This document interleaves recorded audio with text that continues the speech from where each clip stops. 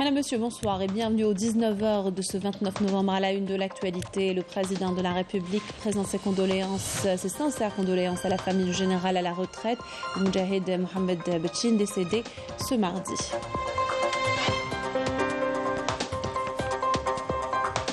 Nous irons à Tissim-Silt dans cette édition. La wilaya s'apprête à abriter demain la réunion du gouvernement. Elle bénéficiera d'un plan complémentaire de développement. Le point sur le projet de réalisation de la ligne ferroviaire Tissim-Silt-Boukzoul. Le général d'armée Saïd Chengreha, chef d'état-major de l'armée nationale populaire, a reçu le général d'armée Jacob John Konda, commandant de la force de défense du peuple tanzanien, en visite en Algérie. Programme CAPDEL, ouverture du séminaire national des associations locales. Le ministre de l'Intérieur est revenu sur l'approche algérienne pour la consécration de la démocratie participative. Nous l'écouterons tout à l'heure. La première édition du Salon international de l'industrie ouvre ses portes pour regrouper une centaine d'opérateurs. Zoom sur le groupe GTEX qui se développe et se lance dans le recyclage de déchets et des cuirs en fertilisants agricoles. La journée internationale de solidarité avec le peuple palestinien survient dans une conjoncture très difficile. Montée des violences des forces colons sionistes et le détournement de la communauté internationale de cette cause pourtant juste. Bienvenue à tous, heureuse de vous retrouver. Je vous le disais en titre, décès du général à la retraite, le Moudjahid Mohamed Betchin, ce mardi à l'hôpital militaire universitaire de Constantine. Le président de la République, chef suprême des forces armées, ministre de la Défense nationale, Abdelmajid Tebboune, a présenté ses sincères condoléances à la famille du défunt ainsi qu'à tous les personnels et cadres de l'armée nationale populaire. Prions Allah, le Tout-Puissant, de l'accueillir en son vaste paradis et de prêter aux siens patience et réconfort.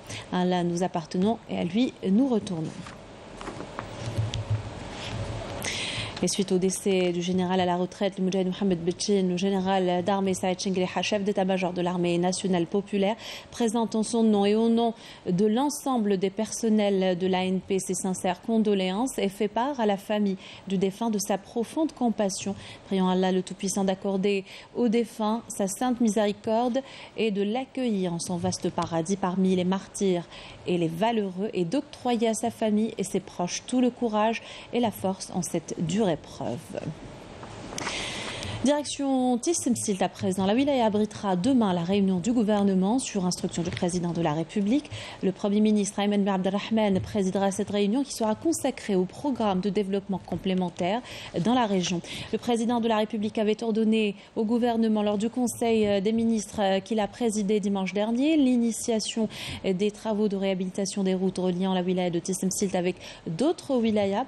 Le président a également instruit de prendre en compte le renforcement du programme de construction rurale en adéquation avec son caractère agricole et touristique, avec l'attribution d'assiettes foncières en coordination avec les services des forêts.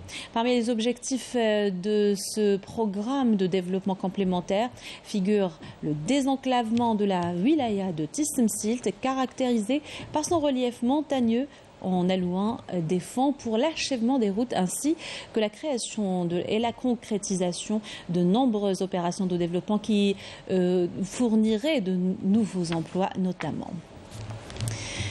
Et donc, on reste à Tissim-Silt. La wilaya, je l'ai dit tout à l'heure, abritera demain la réunion du gouvernement. Elle bénéficiera d'un plan complémentaire de développement. Plusieurs projets ont été lancés dans la région et d'autres le seront après la réunion.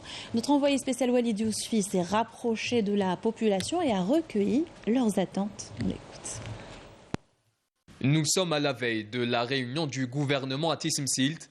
Une réunion qui a pour objectif d'aborder le programme complémentaire de développement de la wilaya, à même de désenclaver la région et d'améliorer les conditions de vie de la population locale. À une quarantaine de kilomètres du chef-lieu de la wilaya, dans la commune de Sidi Abed, les habitants de la région n'ont pas manqué d'exprimer leur enthousiasme quant à cet événement important, dans l'espoir de voir se concrétiser le développement tant attendu de cette région reculée. Nous attendons beaucoup de cette région. J'espère que ça aidera à améliorer notre vie ici. Nous sommes très optimistes. J'espère que cette rencontre aura des retombées positives et que nous pourrons voir ces résultats prochainement dans notre commune. On tient à remercier le président de la République, Abdelmadjid Tebboune, pour cette initiative. Nous manquons de beaucoup de choses ici. Notre wilaya a besoin d'un coup de pouce pour son développement. Il s'agit de la deuxième réunion du genre à être délocalisée hors de la capitale, un événement qui redonne de l'espoir à la population de cette wilaya à vocation agricole. Il y a beaucoup de promesses qui ont été faites ici par le passé et qui ne se sont pas concrétisées. J'espère que cette fois-ci, il y aura un résultat.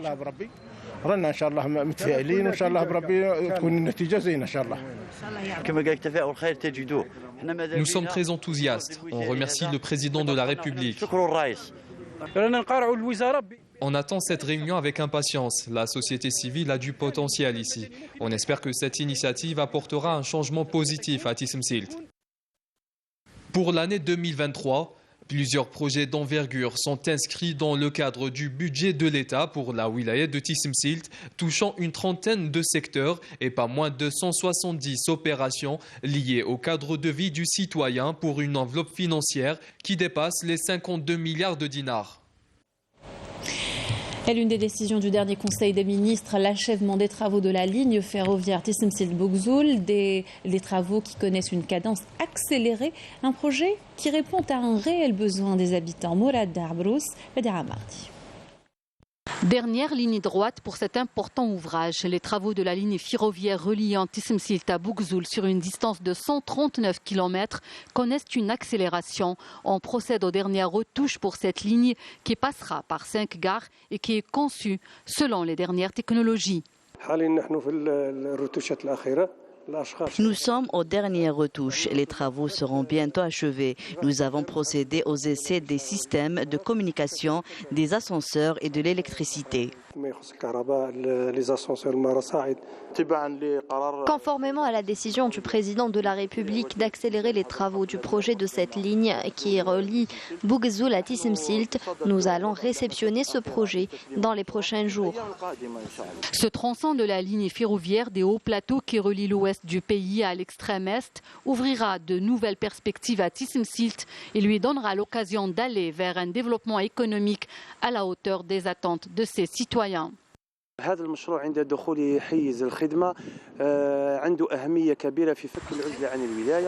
Cette ligne ferroviaire est très importante. Sa mise en service avant la fin de cette année créera une nouvelle dynamique dans la wilaya.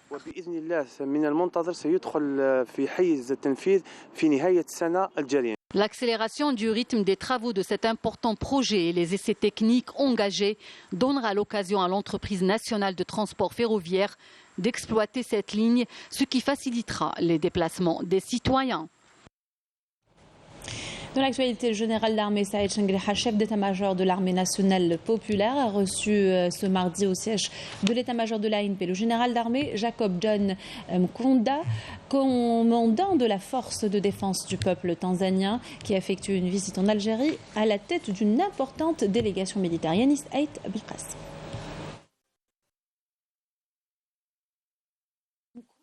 La cérémonie d'accueil a été entamée par le salut du drapeau national, suivi du salut militaire présenté à l'hôte par une formation militaire représentant les différentes forces de l'armée nationale populaire.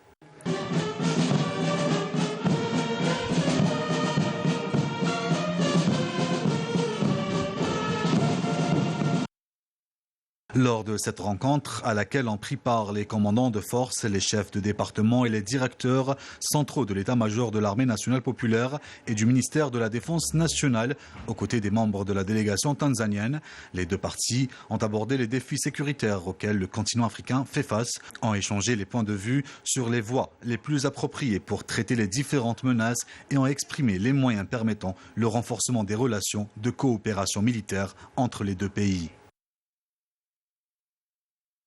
À cette occasion, le général d'armée a prononcé une allocution au début de laquelle il a souhaité la bienvenue à la délégation hôte, en soulignant que l'effort des deux parties doit s'accentuer sur le développement d'une coopération pérenne fondée sur la confiance, la prise en considération des intérêts mutuels et le renforcement de la concertation entre les deux armées.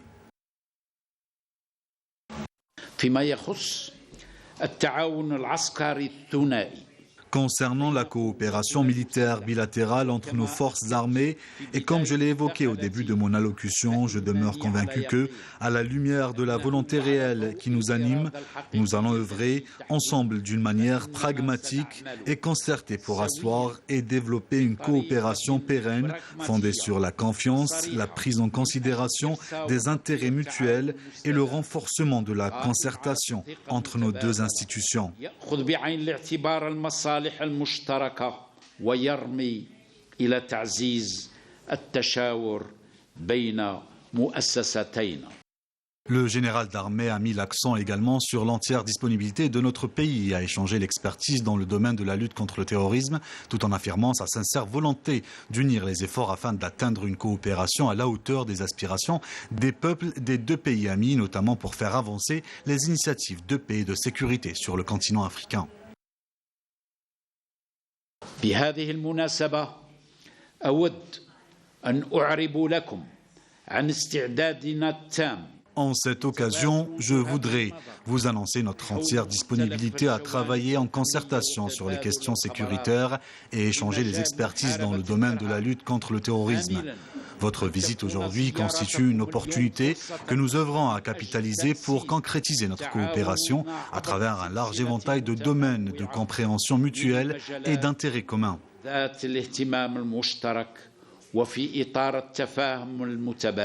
قبل أن أختم مداخلتي أؤكد لكم رغبتنا.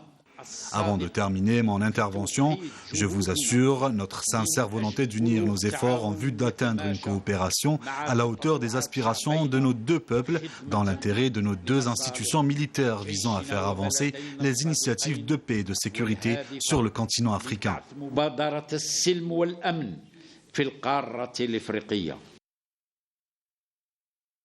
De son côté, le commandant de la force de défense du peuple tanzanien a exprimé ses sentiments de joie de cette visite en Algérie qui lui a permis de discuter les différentes questions sécuritaires sur la scène internationale et continentale, soulignant la convergence des points de vue entre les deux parties, ce qui ouvre la voie à une coopération constructive et fructueuse à l'avenir pour les deux pays. Au terme de la visite, les deux parties se sont échangés des cadeaux symboliques.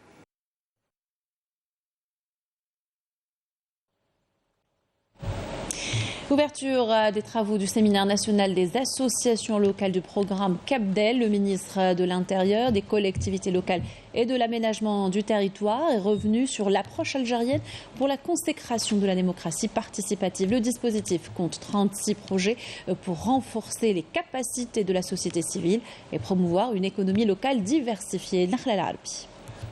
Après la phase d'expérimentation qui a touché 8 communes pilotes réparties à travers le territoire national et 36 projets associatifs portant sur le patrimoine, l'environnement et le tourisme, le programme CAPDEL devrait permettre de définir les bonnes pratiques pour la mise en œuvre par l'administration centrale d'une politique de développement des collectivités territoriales tout en associant les associations locales. Aujourd'hui, ces associations ont démontré à travers ces projets qu'elles étaient capables non seulement de réaliser de bons projets, également de les écrire, ces projets-là, de les budgétiser, mais surtout de réaliser des projets qui s'inscrivent dans des plans communaux, des plans territoriaux, et donc elles participent à atteindre des objectifs partagés entre l'ensemble des acteurs du territoire. Et c'est ça la grande leçon à tirer du CAPDEL, je pense. Président, l'ouverture de cette journée, le ministre de l'Intérieur, des collectivités locales et de l'aménagement du territoire est revenu sur l'intérêt accordé par le président de la République au développement local et à la consolidation du rôle évolutif de la commune en tant que pivot de la transition dynamique de développement et de création de richesses, notamment à l'aune de la révision en cours du code communal et de wilaya. Le président de la République, Abdelmadjid Tebboune, accorde une place de première importance aux collectivités locales dans les politiques publiques. Le lancement des ateliers de révision du code communal et de wilaya en est la preuve. Ces ateliers vont assurer un équilibre entre les autorités et aussi définir le champ des prérogatives attribuées aux intervenants. En plus de cela, il s'agit de renforcer la démocratie participative au niveau local, ce qui permettra sans aucun doute de créer une véritable dynamique de développement durable, notamment dans le domaine économique. Les organisations de société civile, qui constituent un acteur important de la gouvernance locale et du développement économique local, notamment dans sa dimension territoriale, ont conduit tout au long du programme CAPDEL des projets innovants par leur ancrage au potentiel du territoire et leur alignement aux priorités définies consensuellement avec l'ensemble des acteurs de la commune et ont permis d'atteindre des résultats avec l'effet démonstratif sur l'impact de cette approche. Les résultats du CAPDEL sont les plus visibles dans la mise en œuvre des projets locaux, ce qu'on a vu tout à l'heure, comme nous avons pu le constater lors de la visite de Voston ce matin.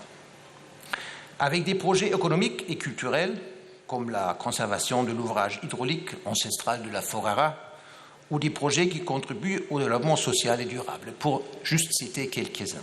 Plus qu'un dispositif de renforcement des capacités des associations locales, le CAPDEL est un système de relations entre différents acteurs institutionnels, sociaux, culturels et économiques. Cette rencontre bilan a permis d'évaluer les résultats qualifiés de très encourageants par les premiers concernés.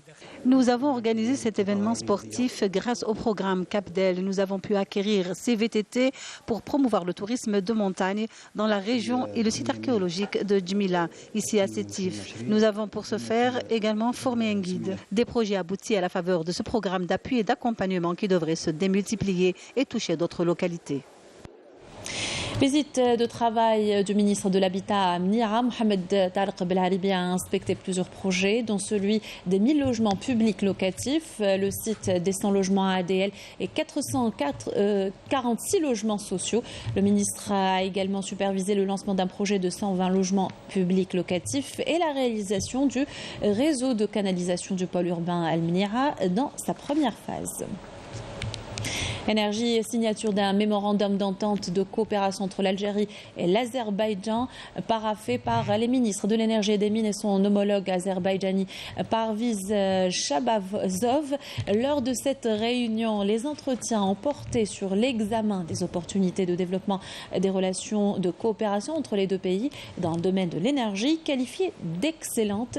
Les voies et moyens de partager les expériences entre Sonatrach, Sonalgaz et la compagnie nationale pétrolière et gazière d'Azerbaïdjan, SOCAR, passé en revue également. Les deux ministres saluent les concertations entre les deux pays dans le cadre du Forum des pays exportateurs du gaz et d'importantes opportunités d'investissement et de coopération se présentent selon les deux ministres. Je vous invite à les écouter. And I would like also to underline the fact that President of Azerbaijan. La dernière rencontre qui a réuni les présidents des deux pays a permis de réaffirmer leur volonté commune de développer davantage la coopération dans ce secteur vital qu'est l'énergie et notamment les hydrocarbures. La signature de ce mémorandum d'entente a été l'occasion de relever les importantes opportunités de coopération et d'investissement existantes dans les domaines des produits pétroliers, du gaz, de l'électricité et des énergies renouvelables notamment. Our cooperation in all possible sectors within the energy. راح يكون يعني إنشاء فوج عمل.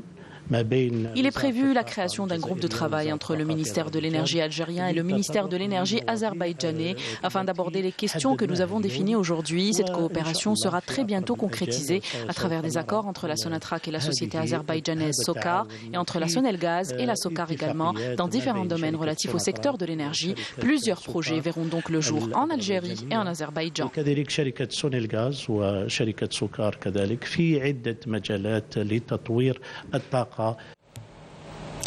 L'Institut militaire de documentation, d'évaluation, de prospective relevant du ministère de la Défense nationale a organisé hier au Cercle national de l'armée, Mnimessous, une table ronde sur la géopolitique des terres rares. La manifestation a été présidée par le directeur de l'IMDEP en présence de cadres de l'armée nationale populaire, d'experts, d'universitaires et de représentants de certains ministères, universités et institutions nationales spécialisées. Les interventions ont porté sur les terres rares en faisant des analyses sur les différents enjeux géopolitiques et stratégiques ainsi que les grandes mutations que connaît le monde dans un contexte international marqué par les changements climatiques. Les intervenants se sont accordés sur la nécessité de dynamiser ce secteur à travers une stratégie nationale globale reposant sur les études d'exploration pour estimer les véritables réserves en ces ressources en Algérie.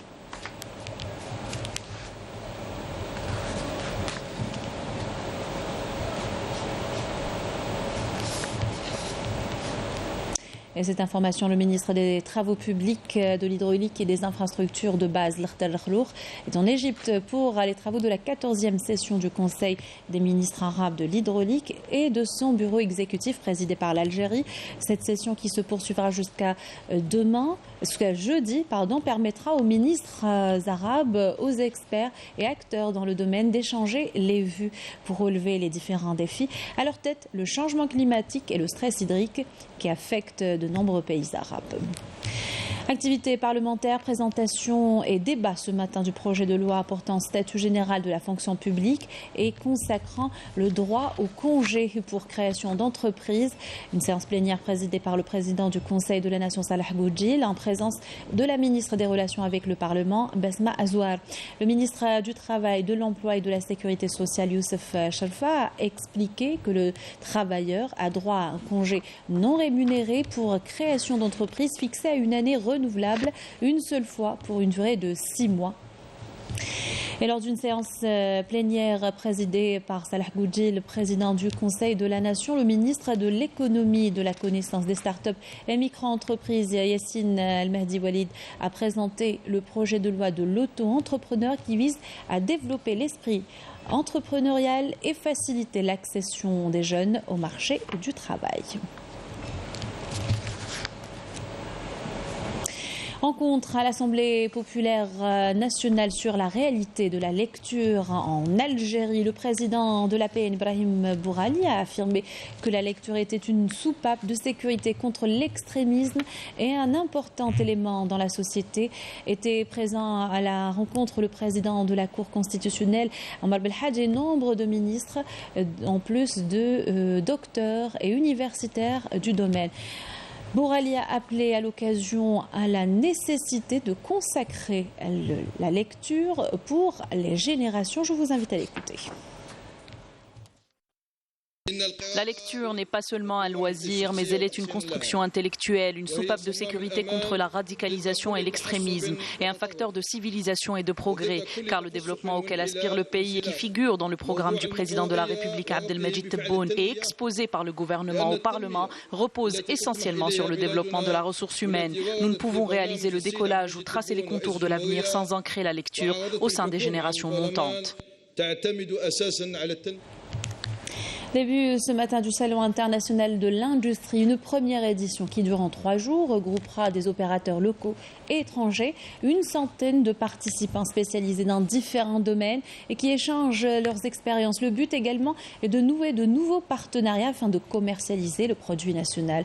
Le reportage de Jazia Bay. Plus d'une centaine d'exposants nationaux et étrangers sont venus prendre part à cette première édition du Salon international de l'industrie en Algérie. Objectif, rassembler tous les opérateurs économiques autour des opportunités d'industrialisation en Algérie. Munis de leur propre équipement et produits industriels, plusieurs entreprises nationales, publiques et privées ont participé en force à cet événement. Al-Elek, donc Mouassisat Kahraba Al-Jazair. Aujourd'hui, son intervention en termes de son plan de développement sur le plan économique national compte diversifier ses activités non seulement dans le domaine de réalisation et étude des lignes aériennes ou souterraines ou post-électriques, mais elle compte diversifier ses activités dans le domaine qui concernent les énergies, télécommunications ainsi que les énergies renouvelables. On est une société privée spécialisée dans l'emballage agroalimentaire et emballage en toutes sortes. On est les leaders sur le marché. On fait la récupération à peu près l'équivalent de 80 tonnes annuelles et on fait l'exportation vers l'Europe. Le partenaire étranger était présent également à cet événement. À l'exemple de cette entreprise algéro-turque de droit algérien spécialisée dans la fabrication de l'acier. Bon, aujourd'hui, on est en notre 5e phase d'investissement, entre autres l'extension des quais au niveau du port d'Alzeux, l'enrichissement du minerai qui est fait localement. Et le dernier bijou de notre investissement, c'est bien les aciers plats. Actuellement, on produit des aciers longs, c'est-à-dire ronds à béton, fil machine, qui sont destinés à la construction en règle générale.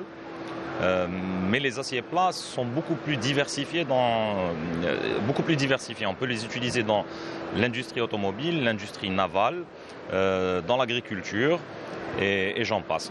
Cet événement 100% B2B englobe 12 univers couvrant toutes les solutions pour la productivité des usines. Suedi Electric, en fait, a été le premier producteur à avoir transféré le know-how, principalement pour la production des câbles haute tension, très haute tension, la 60 kV et la 220 kV, ainsi que le câble OPG-W, pour participer ainsi à réduire la facture d'importation de plus de 500 millions de dollars. En marge de ce salon, un programme de conférences technico-économiques très riche sera abordé tout au long de cet événement, regroupant une poignée d'experts des différents secteurs de l'industrie. L'industrie est toujours restée filière du groupe GTEX qui se développe, tandis que Macville, productrice de chaussures, s'ouvre au privé. L'Algérienne des cuirs et dérivés vient de construire une usine de recyclage des déchets en fertilisants agricoles, première du genre en Afrique. L'usine sera opérationnelle dans les mois qui viennent, nous dit Naïma Loualish dans son reportage. Macville, l'usine de production de chaussures à Cheraga, continue depuis 2014 à s'ouvrir de plus en plus au grand public.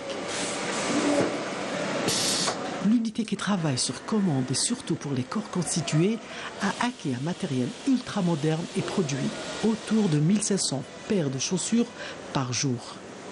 En 2011, l'entreprise a bénéficié d'une enveloppe d'investissement pour le renouvellement des équipements, c'est-à-dire donc pour la formation, la mise à niveau et le fonds de roulement.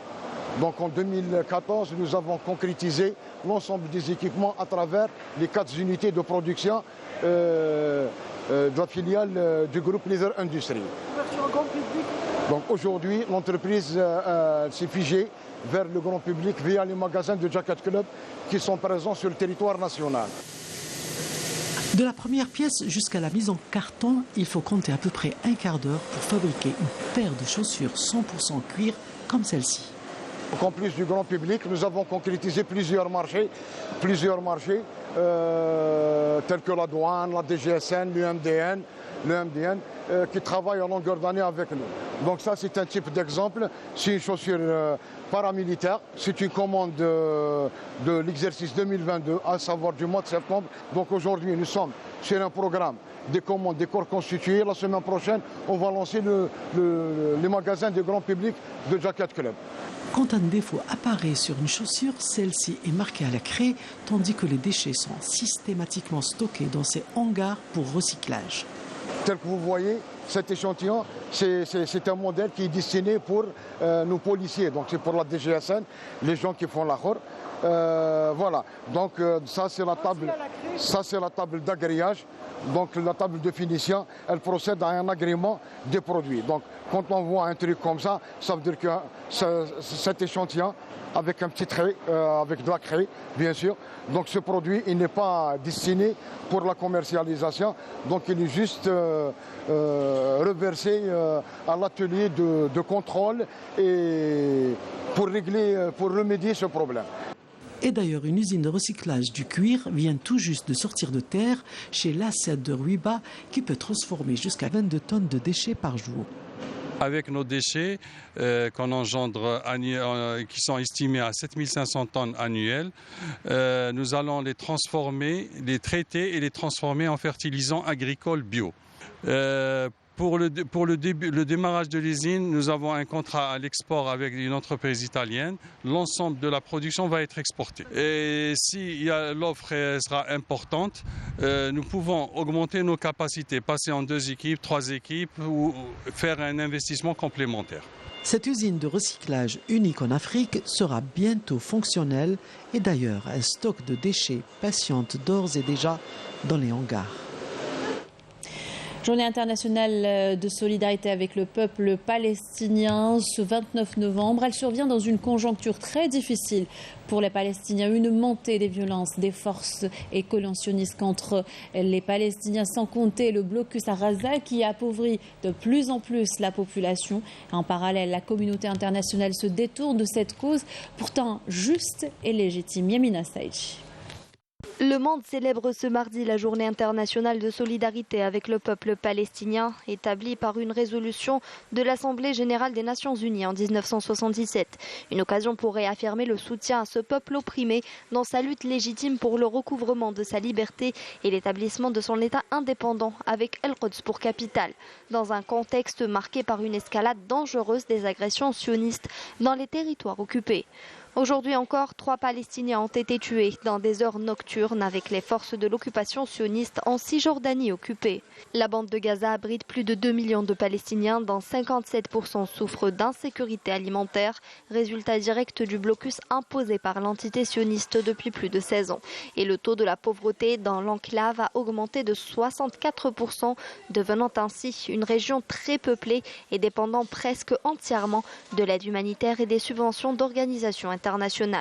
Et en cette journée, le secrétaire général des Nations Unies, Antonio Guterres, a appelé à des mesures immédiates pour réduire les tensions en Cisjordanie occupée, théâtre d'une escalade de violences sionistes. Le coordinateur spécial des Nations Unies pour le processus de paix au Moyen-Orient a pour sa part averti que le conflit au Moyen-Orient a de nouveau atteint un point d'ébullition, appelant à des mesures urgentes pour concrétiser la solution à 2 États. Le Conseil de sécurité de l'ONU s'est réuni hier pour discuter notamment de la situation dans les territoires palestiniens occupés. La session intervient à la lumière de l'escalade de la violence dans les territoires palestiniens occupés dans le contexte d'un processus de paix au point mort et d'une occupation enracinée. Et le cinéma engagé en soutien aux causes justes, la cause sahraoui notamment, inspire beaucoup de cinéastes. C'est le cas de l'italienne Ilena Rusca, journaliste, réalisatrice et militante des droits de l'homme. Elle est auteure de 2 courts-métrages projetés aujourd'hui au ministère des Affaires étrangères. Le compte rendu de Badia mardi. Plus de 8 millions de mines antipersonnelles au Sahara occidental. Le nombre de victimes est de 2500, un chiffre appelé à être revu à la hausse. En son et en images, Ilena Rusca, journaliste et réalisatrice italienne, a mis les projecteurs sur cet épineux problème dans un court-métrage intitulé « Un champ miné sahraoui ». En lien avec la situation des mines antipersonnelles, en fait, la vérité c'est que c'était vraiment touchant. Tout d'abord parce que c'est quelque chose qui devrait être interdite à niveau international depuis longtemps. Et puis ça continue à faire énormément de dégâts, pas seulement au Sahara occidental, mais vraiment partout dans le monde. Il y a déjà une convention contre les mines antipersonnelles, il y a la convention d'Ottawa, il y a plein de travaux qui sont faits à ce sujet. Et puis ça serait vraiment excellent si les pays ils pourraient se tenir à leurs promesses et puis qu'ils commencent vraiment à actuer dans cette direction. L'autre court-métrage intitulé « La normalisation de la normale » retrace le vécu difficile au quotidien des Sahraouis dans les camps des réfugiés. C'est un témoignage émouvant sur et très honnête et très objectif sur la vie terrible qui afflige, dans lequel sont plongés le peuple sahraoui. Surtout les efforts qui sont faits, on a vu des enfants donc, qui sont éduqués et on a vu déjà l'existence d'embryons de services sanitaires, d'hôpitaux, d'hôpital. C'est pour ça que je lui ai posé la question. Au-delà de l'aspect de témoignage, de souffrance, et on espère que ça a un résultat pour aider les organisations charitables. Une oppression que partagent et vivent également les journalistes défenseurs des droits de l'homme.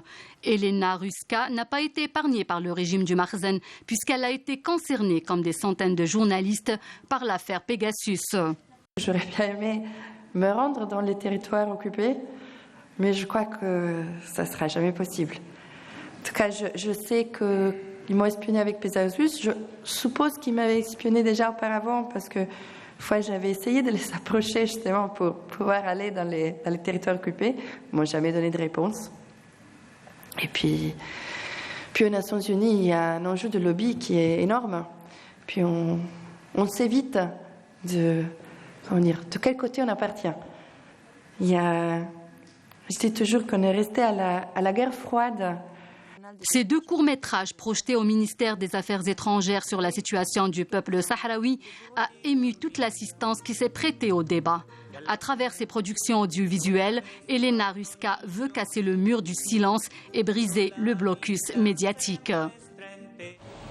Les manifestations au Maroc se poursuivent, la répression du Marzen également. Ce sont les femmes cette semaine, les femmes marocaines qui se soulèvent pour le respect, la défense et la promotion de leurs droits. Une manifestation à l'occasion de la journée internationale pour l'élimination de la violence à l'égard des femmes. Yamina Saïdji. Sans trêve ni repos, les Marocains investissent toutes les villes quotidiennement pour dénoncer leurs conditions de vie désastreuses. Cette fois-ci, ce sont les femmes marocaines qui ont investi les rues pour crier leur détresse et leur désarroi face à la politique inégalitaire du Marzen. هي وقفات تحيا الحركة الحقوقية من أجل التذكير بالوضع المزري الذي تعيشه المرأة المغربية لا سيما في العالم القروي، وهي مناسبة للتذكير بأن للمرأة المغربية مطالب حقوقية واضحة يجب أن تتوفر لها. مطالب النساء التي لا زالت إلى يومنا هذه لم تتحقق، وأيضا من أجل إبراز كل العنف الذي لا زالت المرأة ترزح تحته على جميع المستويات بالمغرب، من العنف الجسدي ومنه العنف الجسدي والنفسي والاقتصادي، وخصوصا هذا الأخير اللي أصبح واحد الظاهرة تمس النساء في إنسانيتهن وكرامتهن وحقهن في العيش الكريم، ولعل التدافع والإصابات اللي أصابت النساء خلال البحث عن العمل. Malgré les violences, les répressions et les inégalités, les Marocaines sont déterminées à se battre pour revendiquer leurs droits. Du sport au football avec le retour de la Ligue 1 ce mardi, le déroulement de la 12e journée. Le Serbe Belouizdad victorieux du CS Constantine avec 2-1 lors du match à l'affiche de cette journée prend la tête du championnat aux dépens de son adversaire du jour. Le Mouloudia d'Alger s'en tire bien en décrochant le match nul de but partout face au Paradou AC. Le carton de la journée est à mettre à l'actif du RC Albara, tombeur de l'ESM Khanchla 5-1. Alors que le match 1C Magra, USM Alger, US Biskra, GS Kabidi et Assochlef MC El Bayed se sont soldés par des scores nuls. Et en ce moment même, l'entente de Sétif affronte le MC Oran alors que la JS Saoura défie la lanterne rouge, le HB Shilroum Laïd. Et place désormais à l'événement du moment, le mondial et cette qualification historique du représentant africain, le Sénégal, pour les huitièmes de finale de la compétition après avoir battu tout à l'heure l'Équateur de but à 1. Le pays organisateur, le Qatar, s'est incliné, lui, pour la troisième fois, cette fois-ci devant les Pays-Bas de but à 0. La troisième journée de la phase des groupes se poursuit avec 2 matchs du groupe B au programme ce soir, et cela à partir de 20h. États-Unis, Iran et Angleterre, Pays de Galles.